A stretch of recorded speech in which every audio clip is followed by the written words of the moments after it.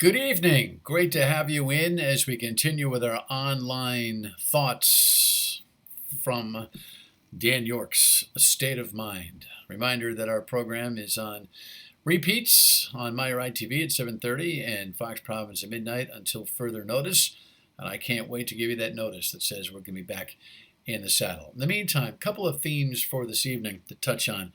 The first being the governor's threat for significant fines for people who don't abide by their quarantine.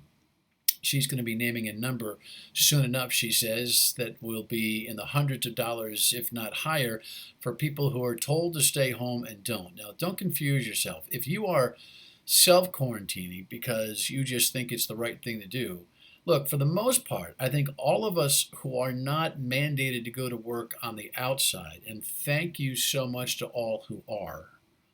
I digress, but let's not forget about the doctors, the nurses, the caretakers, the first responders, the construction people, the infrastructure people, the electric working people, all the folks who are mandated to go to work, the state employees that are responding to DLT requests. I mean, there's a long list of folks who have to go to work. But if you're one of those many who are working from home because you're asked to, you're not quarantined. You can go to the supermarket. There's not much else left to do, right? But you need to understand that you're not in the category that the governor's talking about. The governor's talking about people who have been identified as either COVID-19 positive or been in contact with somebody who's COVID-19 positive, and you've been traced and you've been asked to go or directed to go into quarantine.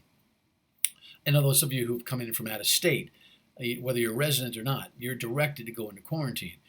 If you are found to be operating outside of quarantine, you're going to be looking at some significant fines, says the governor. Now, look, can we talk practically about this for a second? There's a legal directive and a moral directive here. With the court systems being backed up out the wazoo when life is normal returns, I can't imagine what kind of quick due process will come for people who have fines on quarantine, who will have stories to tell and their own defense to offer. It's really not about that. The governor has to do this because what's she supposed to say? Hey, listen, do us a favor and try your best? I mean, that's not where she needs to direct this whole thing, right? But really, it's about responsibility and morality, moral obligation to your fellow citizen. So, given that, just keep that in context in terms of what's going on. On a national basis, Steve Mnuchin, the Secretary of the Treasury, indicated today on CNBC that he would like to see America get back to work in May.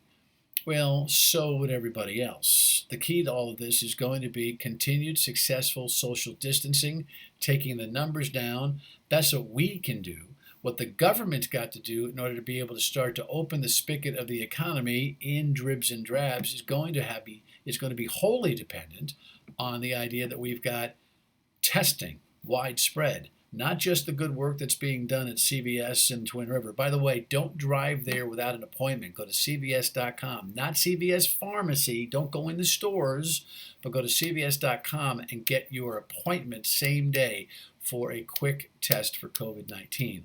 But we're not, we're not talking about the kind of testing that's done in reaction to worry about symptoms. We're talking about the testing that's done on the general population so that we can cordon off those who do and have their quarantine set and be confident with those who don't to be able to work in the workplace. So all the rah-rah in the world, that certainly is helping the data on the Dow. It was up a couple of 100 points again today. I get Trump putting the pedal to the metal and Mnuchin looking for May. Having a worthy goal to open up this economy is something that is going to be important for all of us, no doubt. But that testing's got to come, and they better provide that before they deliver on any of these timeline urgent, quasi-hopeful declarations, if not promises. Holy Thursday have a holy Thursday evening. Good Friday, of course, the most solemn day of the Christian year. As we move through the Passover season, we have the most solemn day of the Christian year tomorrow. We'll reflect on that. And it is, well, it's certainly offering a special kind of poignancy, no doubt. You have a holy Thursday. And we'll be back with you tomorrow night, of course, here on WPRI.com. Check into the radio on WPRO weekdays 3 till 6 and share in the time with us. Wash your hands. Try not to touch your face. Make sure you've got some cloth to wear when you go out into the general public. And keep your prayers for those who need them. And boy, do they need them. Have a great night.